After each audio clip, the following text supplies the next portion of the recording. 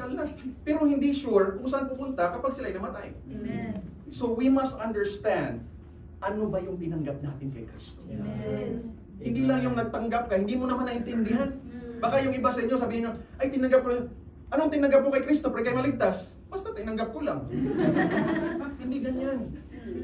You must understand the message of salvation. Amen. What is the gospel? It is found in 1 Corinthians chapter 15, verse number 3 to 4. For I delivered unto you first of all that which I also received, how that Christ died for our sins according to the scriptures, and that he was buried, and that he rose again the third day according to the scriptures. Anong tinanggap natin kay Kristo? It's the message of his death, burial, and resurrection. Amen. You must understand na yung tinanggap mo Amen. is yung ginawa niya para sa iyo. Yeah. Hindi ka lang tumanggap na basta tumanggap lang. Wow. You must understand anong tinanggap mo. Baka yung iba dito matagal na, hindi pa alam kung anong tinanggap nila kay Kristo eh. Oh. That's why you have to understand na yung tinanggap mo kay Kristo is yung ginawa niya para sa iyo. Yes. Baka matagal ka ng Christian tapos, ay ganun pala yun. Hey, don't get me wrong, maraming ganyan. Amen. That's why it's never wrong to preach salvation always. Amen. Kasi meron kahit pastor na, nagpastor na nga, pag-preach siya, doon pa siya naligtas eh. This is a true story. May mga pastor na, nagpastor na, hindi pa pala ligtas. Kasi hindi nila naiintindihan, ano ba yung tinanggap nila kay Kristo? Amen. There's nothing wrong with accepting Christ. But you have to understand the object of your faith towards Christ. Amen. That is believing and trusting on His death, burial, and resurrection. Amen. Kapag ikay naniniwala dyan, by the grace of God, amen? Amen. By the grace of God, the Bible says you are saved. Amen. Ephesians 1:13, in whom ye also trusted, after that ye heard the word of truth, the gospel of your salvation. In whom, after ye believed, Amen. you were sealed with the Holy Spirit of promise. Amen. Kapag naniniwala ka pala sa gospel, you will be sealed with the Holy Spirit. Ikay tatak, anak ng Diyos. Amen. Hindi lahat ng mga tao, remember ha, tumanggap kay Kristo ligtas. Yes. Kasi hindi nila naintindihan anong tinanggap nila kay Kristo. Amen. That's why we have to be sure, mga kapatid, na naintindihan natin anong ginawa ni Kristo para sa atin. Amen? Amen. Letter C, God's Word has the power to sabi ko nga, ito yung kagandahan sa service. Di ko naman alam yung special number nila. Hindi din nila alam yung preaching ko. Oh. Bakit? May message ako, God's Word has the power to change lives. Kasi yun yung gusto ng Panginoon ni Paiwain. Praise the Lord. God's Word has the power to change lives. Bakit? May mga tao, mga kapatid, magnanakaw, maraming nagawa sa buhay. Yung iba siguro dito, kagabi lang sa tinulugan namin, may nagsuntukan, mga kapatid. Little India kasi pinapuntahan namin. May nagsuntukan doon. Kumakain kami doon. Marami nanonood ng sine.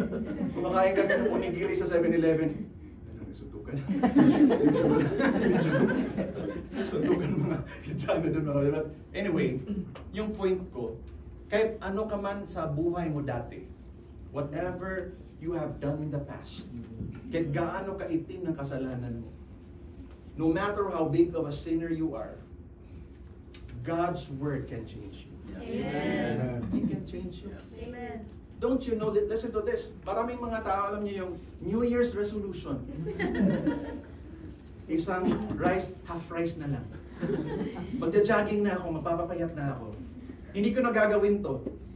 2 weeks later, balik na. Hindi talaga listen to this ha. No matter how hard you try, you can never change yourself. Amen. Kahit anong gawin mo, mga kapatid, hindi mo kayang baguhin yung sarili mo. Amen. Ginawa ko na yan. Yes. I tried to change myself, but you can never change yourself. Amen. True. But God's Word can change. Amen. Salita ng Diyos. That's why it's very important to listen to preachings. Yung mga Christians nang grow dahil sa preaching. Amen. Kaya kapag may mga services, dapat umattend kayo. Amen. Alam niyo yung mga nagbabackslide? Hindi naman nakikinig sa preaching eh. Kaya nagbabackslide, nandyan lang. Pero mentally wala dyan. Sayang. Amen? That's why we need to listen to the Word of God para mag-grow po tayo. Amen. You know what? I would like to share my testimony. If it's okay. Medyo mahaba eh. Oh, take your... Mag-enjoy lang tayo. Minsan lang kami dito sa Singapore. Sulitin ko na. Amen? So, 2 oras. Pwede man 5, ano? Pag nakinig kayo, pag nag-amen kayo, medyo iklian. Amen?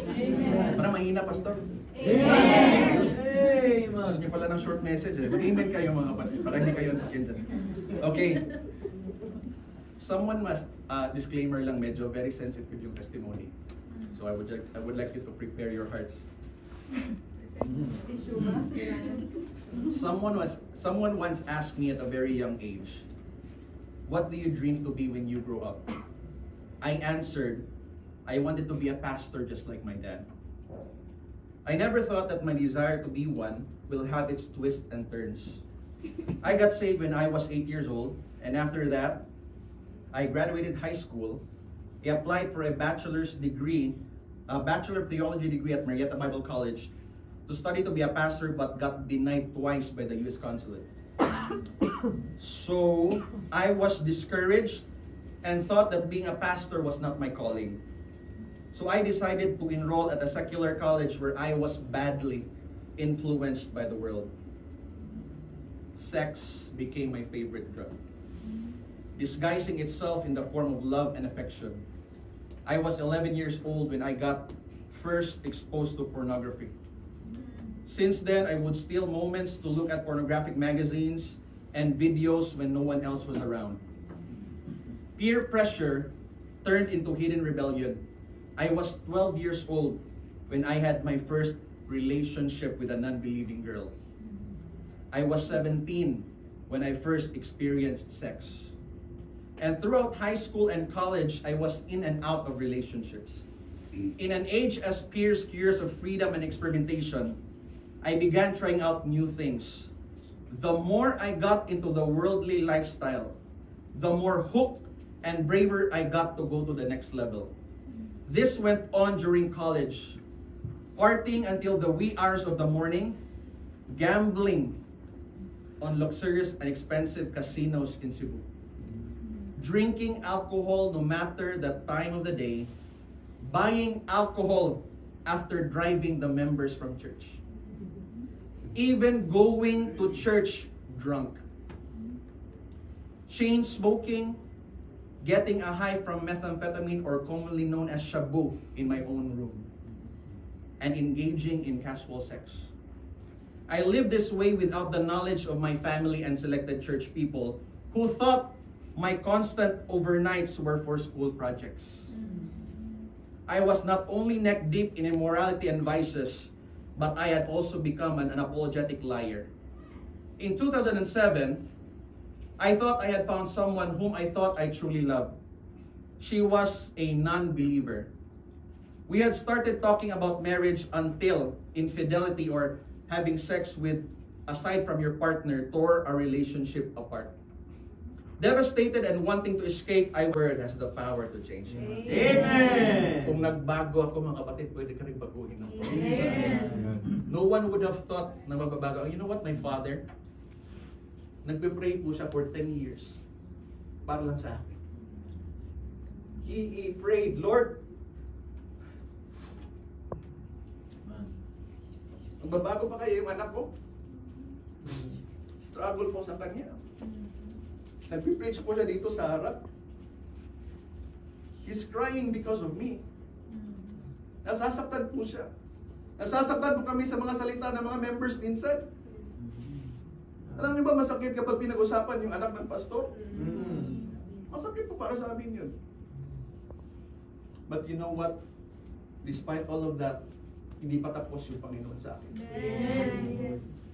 Alam mo yung mga nagbabackslide? Don't stop praying for them.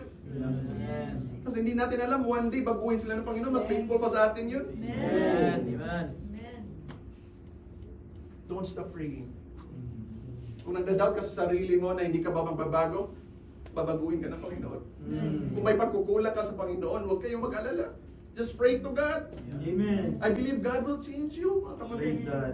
Kaya ito po yung kagandahan sa salita ng Diyos. Kasi kahit hindi natin kayang baguhin yung sarili niyo, sabi ko nga, kahit backslide din ako, nagpipray ako sa Panginoon, sabi ko, Lord, magbabago pa kaya ako? Parang hindi na ako magbabago. But the Lord knows our heart.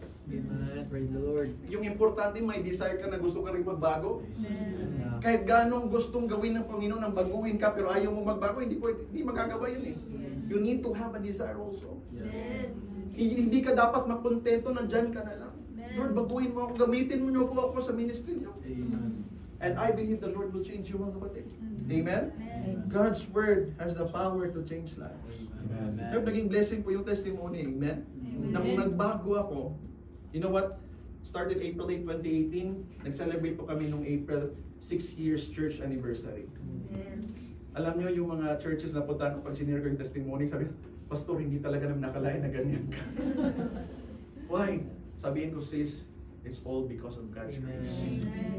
I don't deserve to be here. I don't deserve to preach. I don't deserve to serve God. But still, He graced me na pwede pa akong gumawa para sa Panginoon. Amen. So folks, huwag kayong mag-alala. Huwag kayong ma-discourage. Amen. Patuloy to hope in the Lord that God can change us. Amen. Number 2, second point. Pwede na mag-invitation, no? Sige, diretso pa tayo. By praying. Amen. If you cannot go, pray. Amen. Kami, hindi kami makapunta dito sa Singapore. Yung magagawa namin dun sa Pilipinas, pag-pray po kayo. Amen.